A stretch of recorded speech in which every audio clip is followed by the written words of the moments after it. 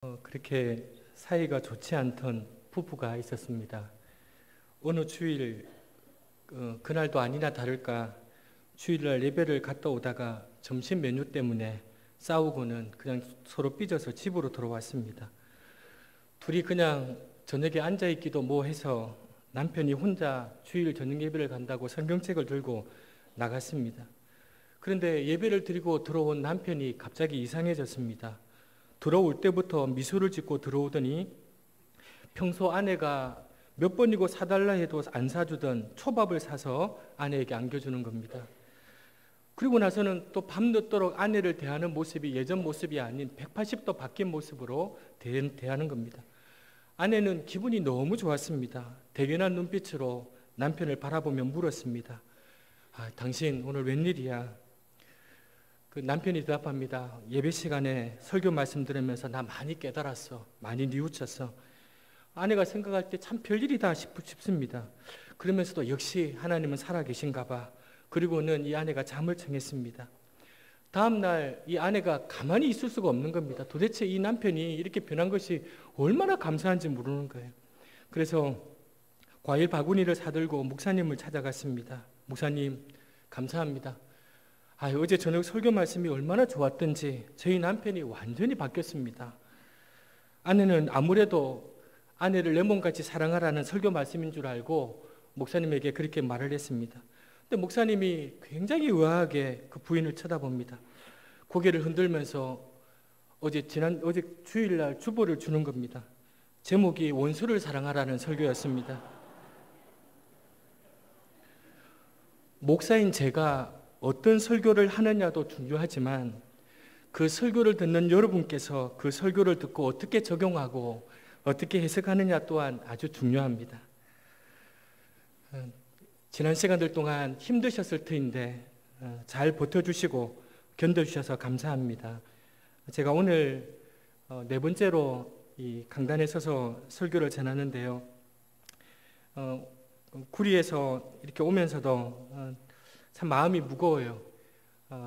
이제나 저제나 끝나겠지 싶고 끝났으면 좋겠다 그런 마음이 있는데 그래도 여러분들께서 잘 버텨주시고 견뎌주셔서 얼마나 감사한지 몰라요.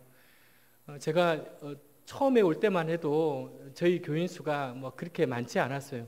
근데 제가 처음 올 때에 비해서 이제 네 번째 왔는데요. 저희 교인이 2배 이상 늘었어요. 2배 이상 늘었다고 하니까 아주 큰 교회라고 생각하는데 워낙 교인이 저희 아내하고 딸 둘이랑 같이 개척을 시작했기 때문에 지금은 이제 지금 마당 찬양대보다 조금 더 많은 인원이 제 예배당에서 예배를 드리고 있어요. 하나님이 저를 불쌍히 여기셨다 그렇게 생각하고 그렇게 있습니다. 그러나 늘 한편으로 이 마당 찬양의 기도에 오면서 마음이 무겁고 죄송하고 그런 마음이 있습니다. 설교를 통해서 어려움을 당하고 있는 성도들을 진심으로 위로하고 저들을 격려하며 새 힘을 얻게 하려고 목회자는 애씁니다. 하지만 알고 있어요. 실제로 그러한 고통을 맛보지 못한 저의 말을 통해서 그와 같은 효과를 얻을 수 있을지는 저는 자신이 없습니다. 그러나 저는 한 가지 믿습니다. 저는 불가능하지만 하나님은 가능한 줄 믿습니다. 사람의 말에는 능력이 없지만 하나님의 말씀에는 능력이 있습니다. 하나님의 말씀에는 능히 고통하는 자들을 위로하고 격려하며 새 힘을 얻게 하는 능력이 있는 줄로 믿습니다. 저는 사랑하는 여러분들이 오늘도 부족한 사람의 설교를 통해서 하나님의 음성을 들을 수 있기를 바랍니다. 그리고 그 능력이 있는 하나님의 말씀을 통해서 새 힘을 얻어 힘들고 어려운 이 세상을 능히 이겨 승리하는 삶을 사시길 바랍니다. 살다 보면 누군가가 나를 잊지 않고 기억해 준다는 사실 때문에 감동할 때가 있습니다. 교회를 개척하고서 몇 번의 힘든 고비들이 있었습니다. 워낙 없이 시작하고 워낙 사람도 없었기 때문에 힘든 고비들이 있었습니다. 그 말할 것도 없이 경제적인 어려움이 있었겠죠. 근데 그때마다 전혀 예상치 못한 도움과 위로를 받을 때가 있었습니다. 그 가운데 하나는 이름을 밝히지 않은 한 청년이었습니다. 그 청년은 제게 아주 오래전에 학생 때 제게 가르침을 받았다라고 제게 얘기하면서 누군지 알려 하지 마시고요. 그냥 제가 이렇게 모은 이 헌금을 받아주셨으면 좋겠다고 해서 제게 보냈는데 그 헌금은 제가 생각할 수 없는 적지 않은 헌금이었습니다. 저는 그 헌금보다 저를 잊지 않고 기억해 주었던 그 친구가 마음이 얼마나 고맙고 위로가 되었는지 모릅니다. 여러분, 사시다 보면 나는 잊고 살았는데 누군가 나를 잊지 않고 기억해 준다는 사실은 얼마나 감사하고 얼마나 고마운 일인지 모릅니다. 오늘 우리가 함께 읽은 이 본문은 홍수 이후에 어떻게 노아가 방주에서 나왔는지에 대해서 우리에게 이야기해 주고 있는 본문입니다. 이 본문은 일반적으로 노아가 그 방주 안에서의 시간을 잘 견디었다가 이제 때가 되어서 까마귀와 비둘기를 통해서 땅에 물이 말란지를 잘 확인하고 방주에서 나왔다, 이렇게 쉽게 이야기하고는 그렇게 중요시하지 않는 본문 중에 하나입니다. 그러나 여러분, 실제로 이 창세기 8장 이 본문은요, 그 어떤 성경의 내용보다 하나님의 성품에 대해서 우리에게 잘 설명해 주고 있습니다. 노아의 이야기는 창세기 6장부터 9장까지가 나와 있는데요, 그 핵심은 바로 오늘 우리가 제일 먼저 읽었던 창세기 8장 1절이 핵심입니다. 8장 1절을 정점으로 홍수 이전과 홍수 이후의 삶을 대칭시켜 놓고 있습니다. 그러므로 노아의 홍수의 이야기는 이 8장 1절이 가장 중요한데요, 그 핵심인 1절은 어떻게 기록되어 있습니까? 하나님이 노아와 그와 함께 방주에 있는 모든 들짐승과 가축을 기억하사 하나님이 바람을 땅 위에 불게 하심에 물이 줄어들었고 라고 되어 있습니다. 여러분, 그렇다면 하나님께서 노아와 방주에 있는 들짐승과 가축을 기억했다라고 오늘 본문이 되어 있습니다. 얼핏 보면 우리는 이런 오해를 할 수 있습니다. 그렇다면 하나님께서 지금까지는 노아를 잊어버리신 것인가? 하나님께서는 지금까지 노아를 깜빡하고 잊어버리신 건가? 그렇게 오해할 수 있습니다. 잠시 깜빡했다가 다시 기억한 게 아니냐? 성경을 보면 그렇게 생각할 수 있습니다. 그렇지 않습니다. 근데 여러분, 우리 편에서 보면 어떻습니까? 하나님께서 우리를 잊어버리신 것처럼 느껴질 때가 한두 번이 아니에요. 여러분, 그랬을 때가 없으셨습니까? 저는 많았는데요. 하나님께서 나의 고통과 나의 어려움을 외면하고 나에게 무관심한 것처럼 생각되어질 때가 있습니다. 하나님의 부재가 느껴질 때가 있어요. 목사님, 제가 목회를 하면서 교인들을 만나고 신방을 하고 하면서요, 정말로 하나님의 부재를 느낄 때가 많아요. 신방하고 돌아오면서 하나님 진짜로 살아계신가? 저 교인 보면 하나님 진짜 살아계신가? 저 교인이 계속해서 겹겹이 겪는 고통을 볼 때마다 하나님의 부재를 느낄 때가 있어요. 우리에게 어려움은 계속되는데 뭔가 뾰족한 방법이 없을 때 그런 생각이 듭니다. 우리의 고통과 어려운 상황에 아무런 변화가 일어나지 않을 때 우리는 하나님이 나를 잊어버리신 게 아닌가라고 생각합니다. 정말 힘들어 죽겠는데 지금 이 문제가 당장 해결되지 않으면 정말 미칠 것 같은데 하나님께서는 조용하실 때, 그때가 바로 하나님께서 우리를 잊어버리신 것처럼 느껴질 때가 있습니다. 오늘 본문의 상황도 이와 다르지 않습니다. 오늘 본문과 유사한 상황이 출애굽기에 나옵니다. 출애굽기 2장 23절부터 25절까지 보면요, 여러 해의 애굽 왕은 죽었고 이스라엘 자손은 고된 노동으로 말미암아 탄식하여 부르짖으니 그 고된 노동으로 말미암아 부르짖는 소리가 하나님께 상달된지라. 하나님이 그들의 고통의 소리를 들으시고 하나님이 아브라함과 이삭과 야곱에게 세운 그의 언약을 기억하사 하나님이 이스라엘 자손들을 돌보셨고 하나님이 그들을 기억하셨더라. 여러분, 23절을 보면 25절을 보면 하나님께서 그들을 기억하셨다라고 되어 있습니다. 그러면 하나님께서 그 이전에는 이스라엘 백성들을 잊어버리셨냐? 아니라는 거예요. 이스라엘 자손이 고된 노동으로 탄식하며 부르짖어요. 힘들어서 죽겠다는 거죠. 이제 도저히 못 참겠다는 거죠. 인내가 바닥이 난 거예요. 이처럼 하나님께서 기억하셨다는 것은 하나님이 그 백성들의 마음을 알아주셨다는 거예요. 참을 만큼 참았다, 더 이상은 참지 못하겠다는 이 하나님의 백성들의 마음을 불쌍히 여기시고 하나님이 그 마음을 알아주셨다는 의미입니다. 오늘 본문에 나오는 노아의 이야기도 마찬가지입니다. 노아가 이제 도저히 배 안에 있을 수 없는 어려운 상황이 발생된 겁니다. 그때 하나님은 노아를 기억하시고 노아를 위로하신 것입니다. 여기 하나님의 기억하심이라는 표현은 심한 공경 속에 있는 하나님의 백성의 상황을 하나님께서 돌아보셨다는 그런 의미입니다.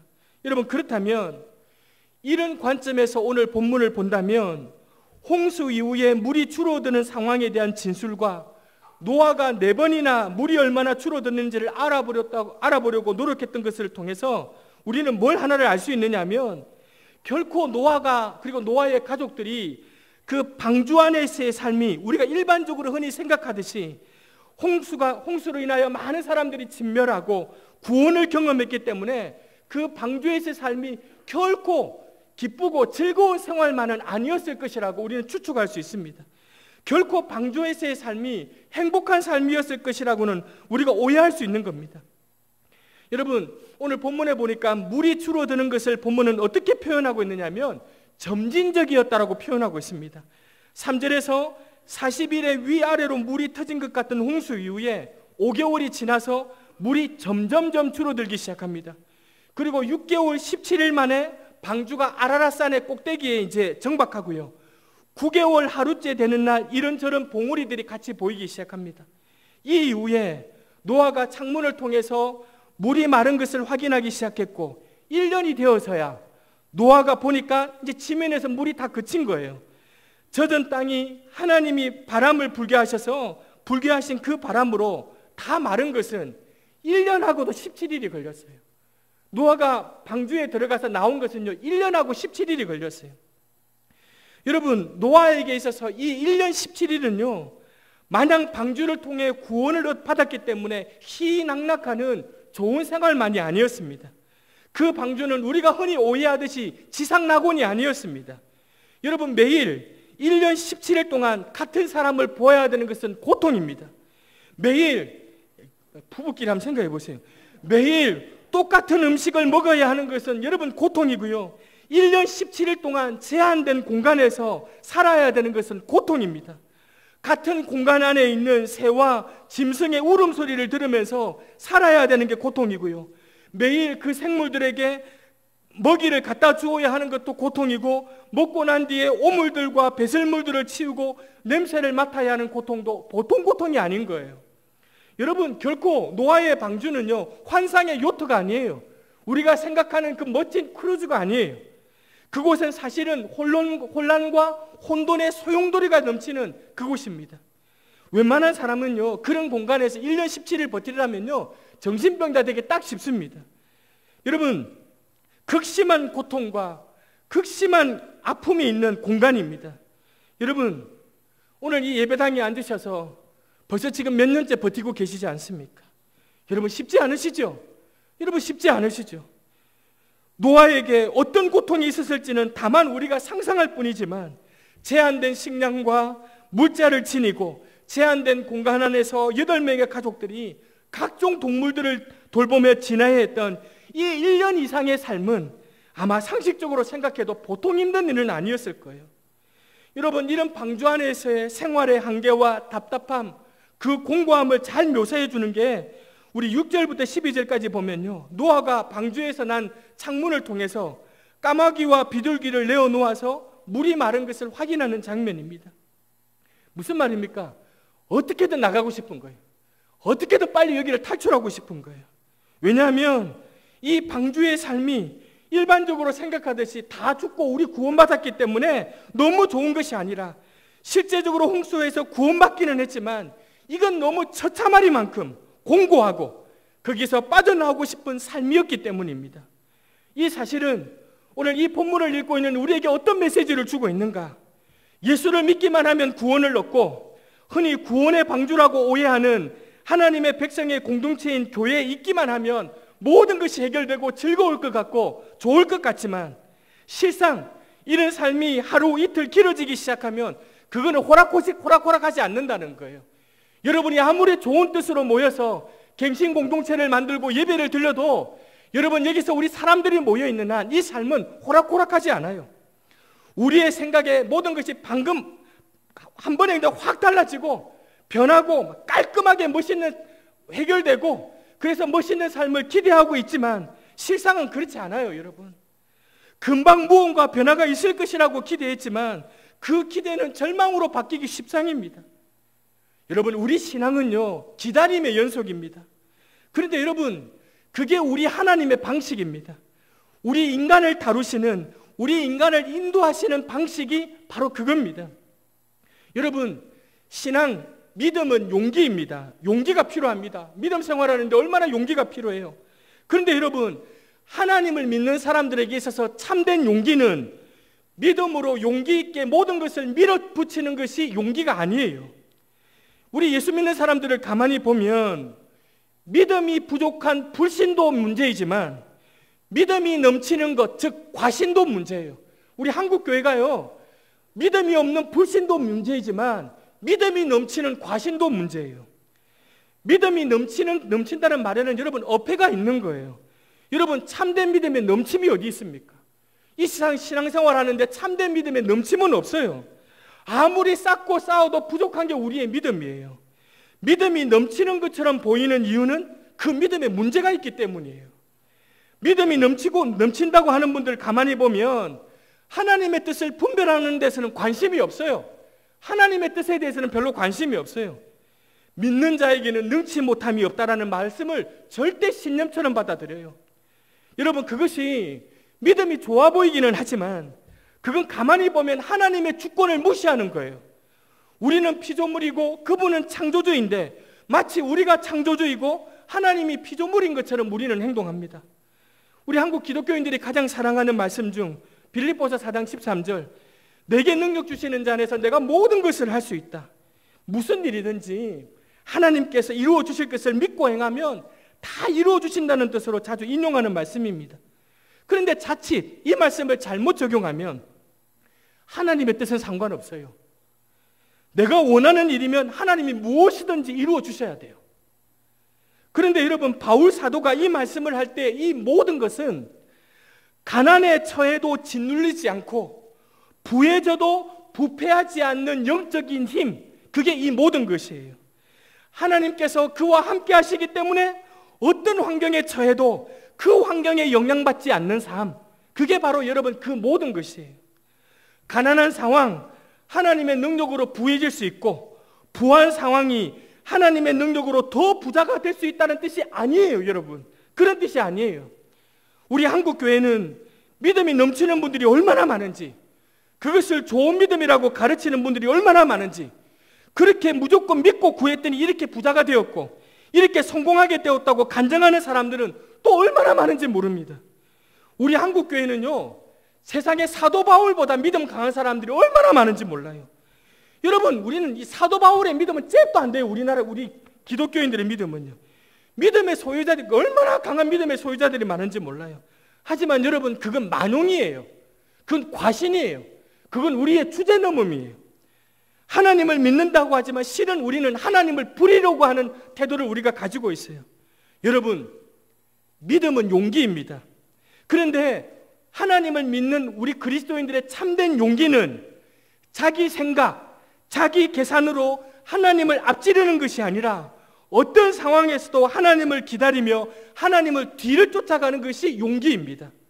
그것만이 우리 모두에게 가장 아름답고 가장 유익하고 결코 후유증 없는 결과를 낳을 수 있기 때문입니다.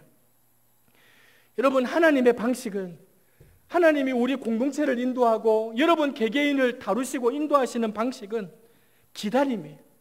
오랜 기다림을 통해서 우리들을 하나님을 진정으로 예배하는 예배자로 하나님이 변화시키는 것입니다. 노아 다음에 아브라함의 경우도 마찬가지입니다. 처음 75세에 하란을 떠나라는 명령과 함께 언약을 맺으시지만 그 위에 100세에 이르러서야 약속의 자식인 이삭을 주셨고, 그 긴 세월을 기다림을 통해 가지고 결국은 여러분 아브라함이 어떻게 변합니까? 하나님은 결국은 이삭을 바치려는 아브라함의 모습 속에서 예배하는 존재, 하나님께 헌신하는 존재로 변화시켜 놓는 것입니다. 여러분, 오늘 본문에도 하나님은 세상을 심판하는 이 40일간의 홍수 사건 이후에 우리 같으면 한꺼번에 물을 말려주시면 얼마나 좋겠습니까?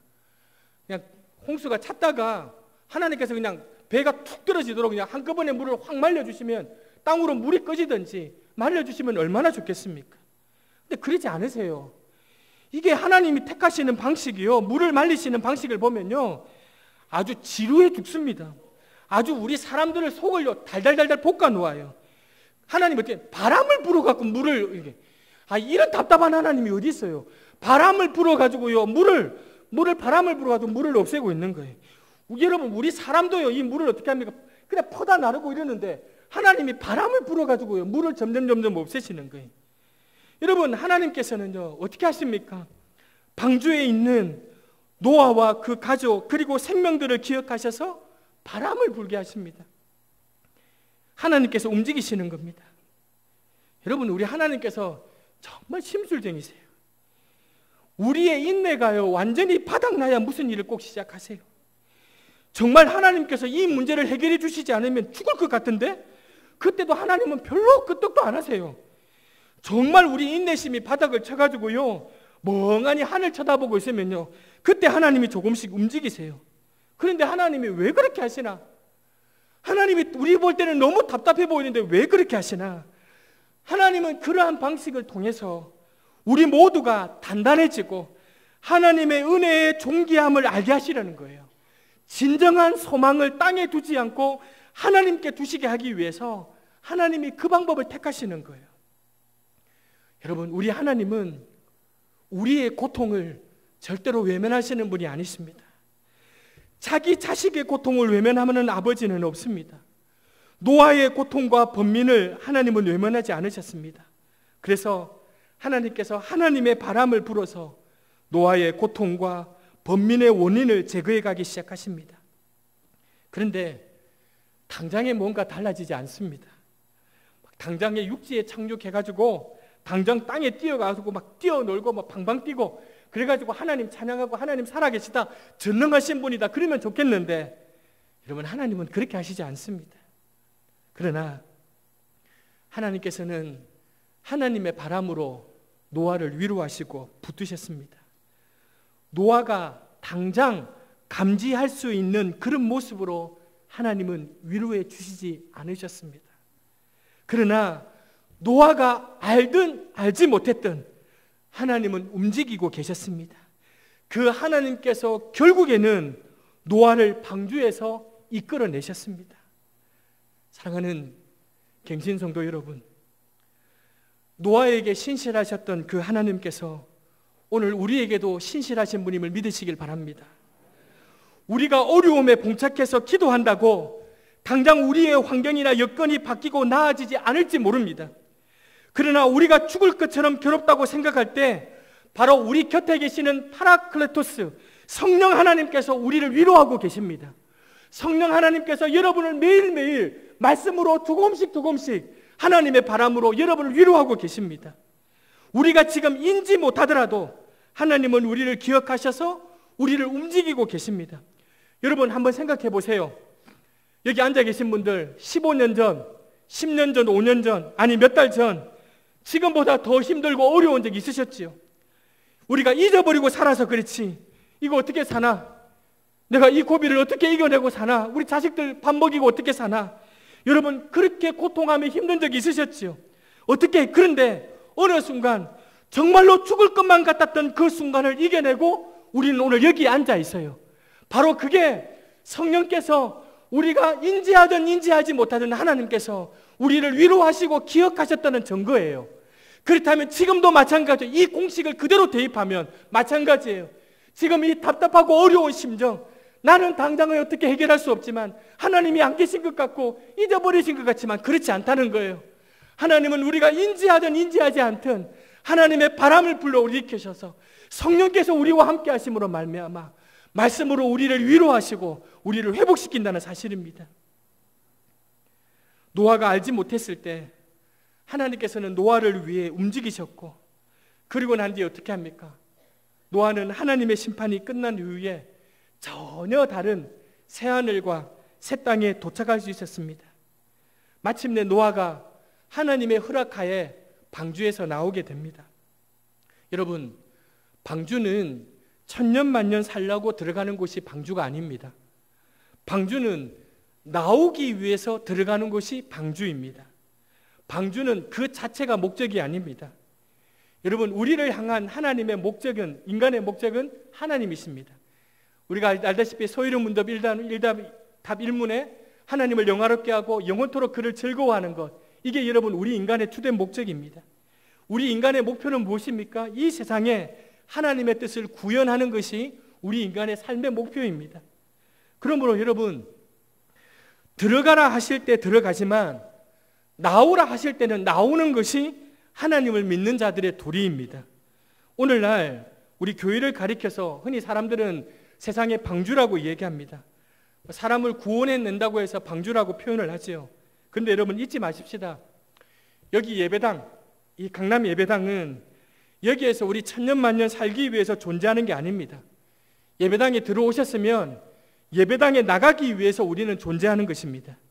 여기에 와서 주일에 한 번씩 하나님 말씀 듣고 하나님을 향한 고정된 시선을 가지고 세상으로 나가는 것입니다. 세상 속에 나가서 6일 동안 여러분의 삶의 현장에서 하나님의 말씀대로 하나님의 뜻을 여러분의 직장과 학교와 여러분의 가정에서 구현해내는 것, 그것이 하나님께서 우리를 향한 하나님의 목적이십니다. 내 가게에서, 내 회사에서, 내 가정에서, 내가 일하고 있는 일터에서 하나님 뜻대로 행하는 것입니다. 그때 그곳이 바뀌는 것입니다.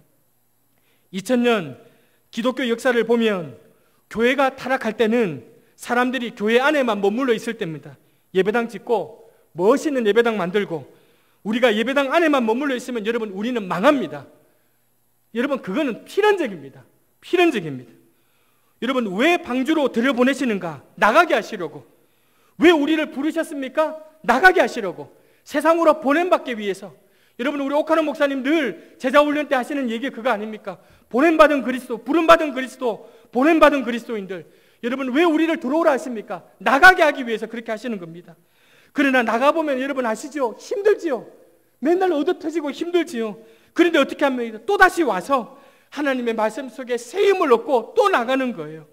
여러분 우리가 열심히 모이되 이것 자체가 우리의 목적이어서가 아니라 우리의 목적은 하나님 한 분이시고 우리 삶의 목표는 그분의 뜻을 이 세상에 구현하기 위하여 우리가 이 예배당을 찾는 이들이 되시기를 바랍니다.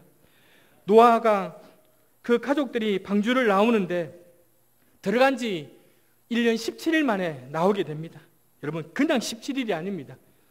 한 달 17일이 아니고요. 1년 17일 만에 그 제한된 공간에서 이제 바깥 세상으로 나온 것입니다. 그러면 여러분 생각해 보세요. 8명의 식구들이 나와서 하고 싶은 일이 얼마나 많겠습니까? 문이 탁 열리는 순간에, 땅을 밟는 순간에 하고 싶은 일이 얼마나 많았겠습니까? 우리 같으면 사우나도 가고요. 그 안에서 여러분 얼마나 힘들었겠어요. 서로 냄새 나는데 사우나도 가고 싶고 어디가 그 안에서 못 잡아먹었던 것 이제 한 마리씩 나올 때 잡아먹기도 하고, 그때는 미안해서 같이 있으니까 못 잡아먹지 않았습니까? 근데 이제는 다 나가니까 알아서 먹고 싶은 거 하나씩 불러다가 이제 잡아먹기도 하고, 여러분 하고 싶은 일이 막 얼마나, 제 같으면 나가기 전에 목록을 정해놓고 얼마나 하고 싶은 일들이 많았겠어요. 그런데 오늘 우리가 읽었던 본문에 보니까 노아가 제일 먼저 나와서 한 일이 뭡니까? 하나님 앞에 단을 쌓았습니다. 예배 드렸다는 말이에요.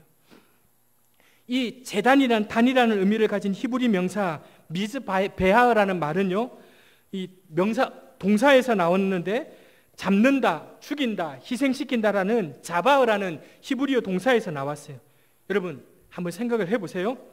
노아가 1년 17일 만에 방주에 나와서 자기가 하고 싶은 것이 수없이 많았음에도 불구하고 자기가 하고 싶은 것을 하지 않고 하나님 앞에 무릎을 꿇고 예배를 드렸다는 것은 자기 마음대로 하고 싶은 자기 자신을 죽였다는 거예요. 자기 마음대로 하고 싶은 자기 자신을 희생시켰다는 거예요. 노아가 제단을 만들고 그 위에 제물을 바쳐드리는데, 우리가 잘 알다시피 그 제물은, 구약의 제물은 사실 드리는 당사자가 죽는다는 의미 아닙니까? 그러니까 여러분 내가 죽는다는 거예요. 노아가 처음에 나오자마자 단을 쌓았다는 것은 내가 죽는다는 거예요.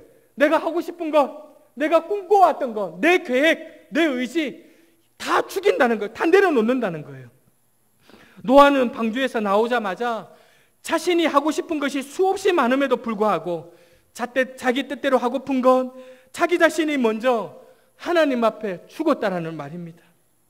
여러분 예배는 죽는 거예요. 예배는 죽는 거예요. 예배를 하고 나서요, 물론 은혜를 받고 나서 마음이 기쁘기도 하고 뭐 벅차오르는 감동도 있겠지요. 그러나 예배는요, 죽는 거예요. 예배는 자기 자신, 예배를 드리고 나면요, 할 말이 없는 거예요. 누구에게도 할 말이 없는 거예요. 아내에게도, 남편에게도, 자식에게도, 부모에게도, 누구에게도 할 말이 없는 것. 왜요? 내 자신이 죽는 거기 때문에 할 말이 없는 거예요. 예배는 그날 주시는 말씀을 통해서, 찬양과 기도를 통해서 내 자신이 죽는 거예요. 내 마음대로 살고 싶은 내가 하나님 앞에서 죽는 게 예배예요. 우리는 보통 어떻습니까? 예배 드리면 더 삽니다. 막 살아서 나가서요, 정죄하고요, 살아서 나가서 사람 판단하고요. 여러분, 예배는요, 집에 가면서 탓하고, 오늘 설교 말씀 들었지? 집에 와서 보자. 우리 이래요. 아이들한테, 너 오늘 설교 말씀 들었지? 집에 와서 보자. 그 설교는 자기 자신, 부모인 자기 자신을 죽으라고 주는 설교인데, 이 설교를 이 김 집사가 들었어야 되는데 오늘 안 왔지. 우리는 늘 이러고 살아요. 이 장로님이 들었어야 되는데 오늘 설교는 아까워 죽는 거예요, 여러분.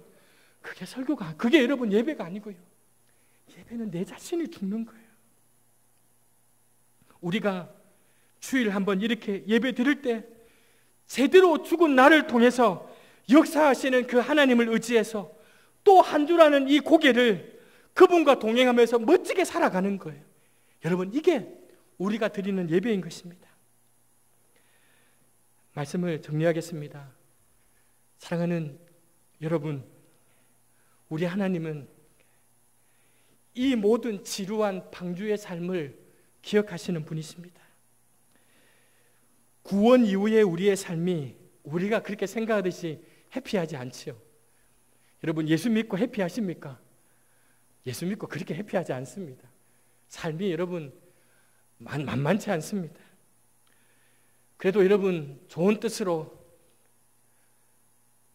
눈물을 머금고 때로는 고소도 당하고 때로는 외면도 당하면서 여기 앉아 계셨는데 해피하십니까?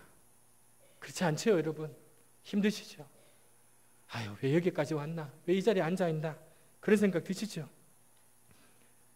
광야의 삶과 같고 공고한 삶 같아요.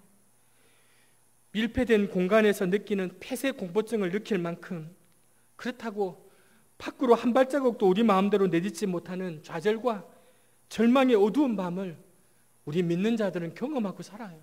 다 그렇게 경험하고 살아요. 여러분, 솔직히 여기는 안 그러실 줄 알았죠. 그런데 어떻습니까? 사람 모여 있는 것이니까 마찬가지 아니던가요? 그런데 여러분이 의도하든 의도하지 않았든지 하나님이 저와 여러분을 그걸 경험하게 하시는 거예요. 현재의 삶의 답답함과 미래의 삶에 대한 불안함 속에서 나름대로 우리는 이런저런 시도를 합니다. 어떤 시도요? 까마귀도 보내보고 비둘기도 보내보는 노아와 같은 그런 시도를 우리는 다 해봅니다. 해봐도 어떻습니까? 뾰족한 수가 없습니다. 이게 뾰족한 수가 없어요. 그때 여러분 반드시 기억하십시다. 하나님은 이 모든 삶을 기억하시는 분이십니다. 그 사실을 꼭 잊지 마시길 바랍니다. 하나님께서 아무 일도 안 하시는 것처럼 같지만 친히 하나님의 바람을 땅 위에 불게 하셔서 물이 줄어들게 하시는 분이 우리 하나님이십니다. 하나님은 저와 여러분의 삶을 기억하십니다.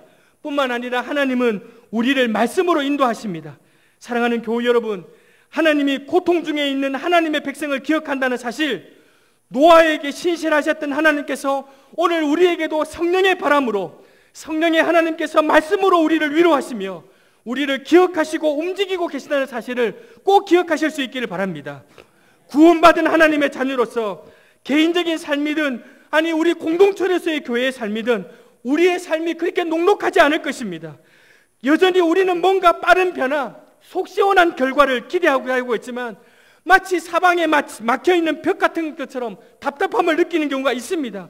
그러나 여러분, 오늘 이 말씀을 통하여 우리의 새로운 희망으로 이 사실을 받아들이십시다. 하나님은 저와 여러분의 삶을 기억하시고 하나님께서는 저와 여러분을 인도하시는 분이십니다. 하나님은 스스로 일을 이루고 계시는 분이십니다. 하나님은 결국은 말씀으로 우리를 인도하실 것입니다. 하나님은 심지어 자신을 낮추시고 기준을 낮추시면서까지 우리를 사랑하시고 보존하시는 분이십니다. 그러므로 여러분, 우리는 이 일하시는 하나님의 이 일하심을 보면서 잠잠히 기다림으로 대하여야 할 것입니다. 노아가 알지 못했을 때 하나님께서는 노아를 위해 움직이셨고, 노아는 하나님의 심판이 끝난 후에 새하늘과 새 땅에 도착할 수 있었습니다. 우리도 마찬가지입니다. 우리도 하나님의 마지막 심판 이후에 우리에게 허락될 새하늘과 새 땅을 소망하며 오늘 살아가고 있지 않습니까? 오늘 성경 마지막 절에 보니까 그때까지는 노아의 홍수 이후처럼 땅이 있을 동안에는 심음과 거둠과 추위와 더위와 여름과 겨울과 낮과 밤이 쉬지 아니하리라. 무슨 말씀입니까?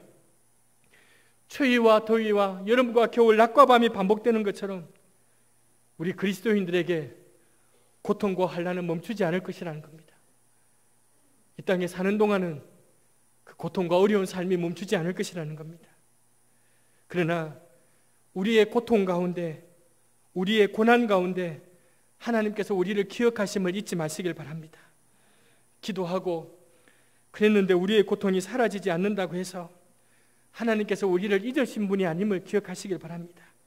그것이 고난과 환난을 이기는 진정한 비결입니다.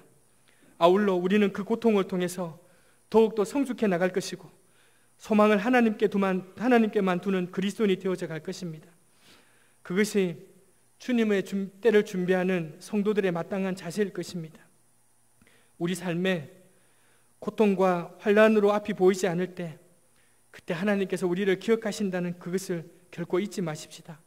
여러분, 가끔씩 들려오는 소식들이, 가끔씩 들려오는 상황들이 거기에 우리의 소망을 두는 게 아니라, 거기에 우리의 인내의 이유를 두는 게 아니라 하나님이 우리를 기억하신다는 그것이 지금 우리의 인내의 이유가 되어야 합니다.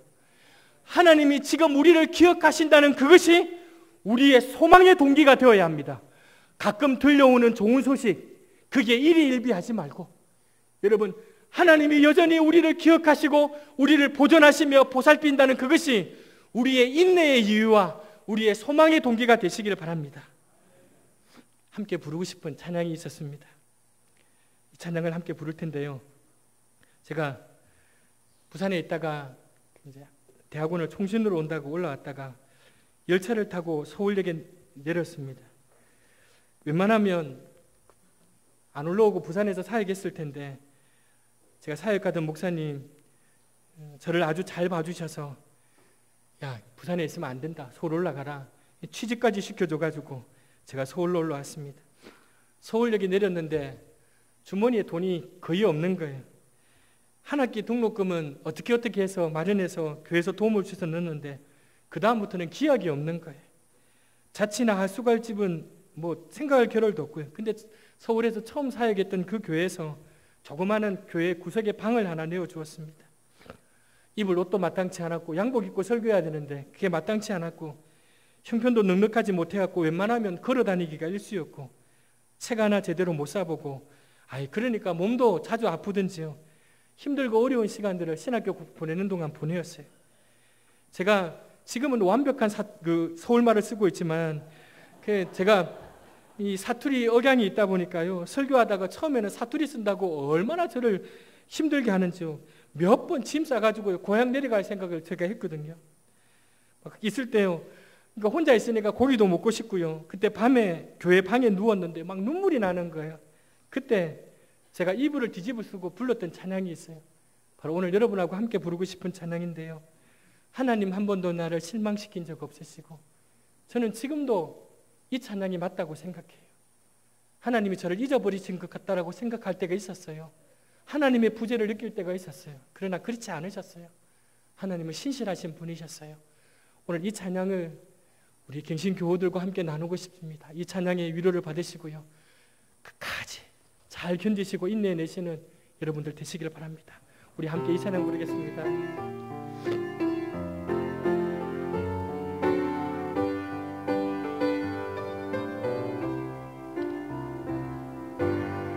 하나님 한 번도 나를 실망시킨 적 없으시고 언제나 공평과 은혜로 나를 지키셨네. 오 신실하신 주, 오 신실하신 주, 오 신실하신 주, 내 너를 떠나지도 않으리라, 내 너를 버리지도 않으리라. 약속하셨던 주님,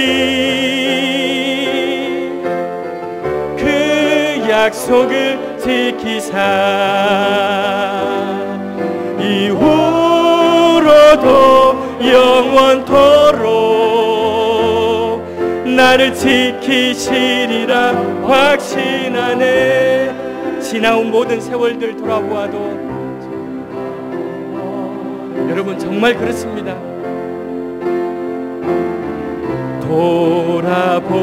돌아보아도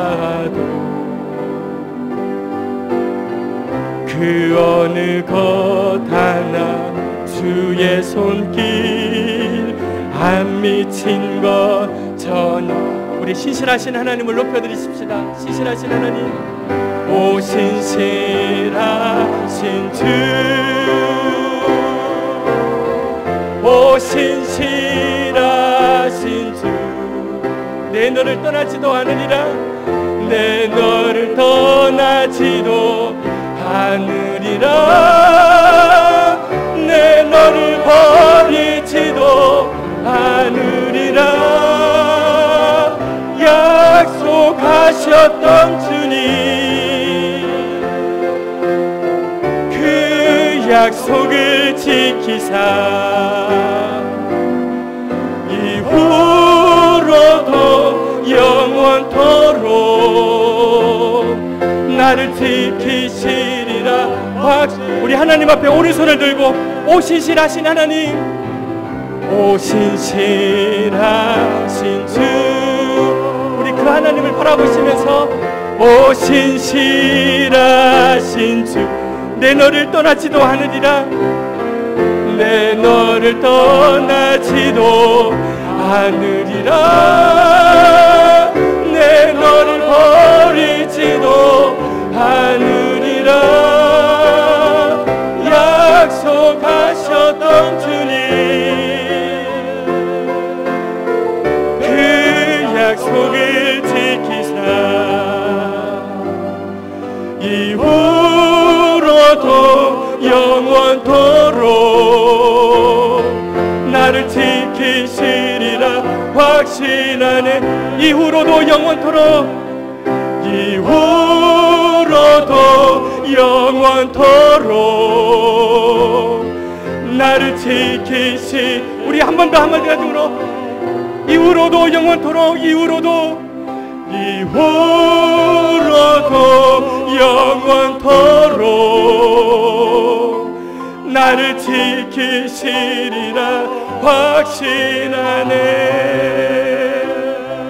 아멘. 우리 이 시간 같이 기도하실 때 여러분, 우리 삶의 고통과 환난으로 앞이 보이지 않을 때 그때 우리 하나님께서 우리를 기억하신다는 사실을 잊지 마십시다. 하나님께서 우리를 기억하신다는 그것이 우리의 인내의 이유가 되어야 합니다. 그것이 우리의 소망의 동기가 되어야 합니다. 하나님, 정말로 하나님이 나를 기억하고 계시지요? 하나님이 정말로 우리 자식 잊지 않고 계시지요? 하나님, 정말로 내 이 형편 알고 계시지요? 그것이 우리 소망의 동기, 인내의 이유가 되어야 합니다. 하나님, 그런 삶을 살 수 있도록 나를 붙잡아 주십시오. 신실하신 하나님, 나를 붙잡아 주십시오. 우리 함께 기도하겠습니다. 하나님 아버지, 우리 삶의 고통과 환난으로 앞이 보이지 않을 때 그때 하나님께서 우리를 기억하신다는 사실을 잊지 않게 하여 주옵소서. 하나님께서 우리를 기억하신다는 그것이 우리의 인내의 이유가 되게 하시고 우리의 소망의 동기가 되게 하여 주옵소서.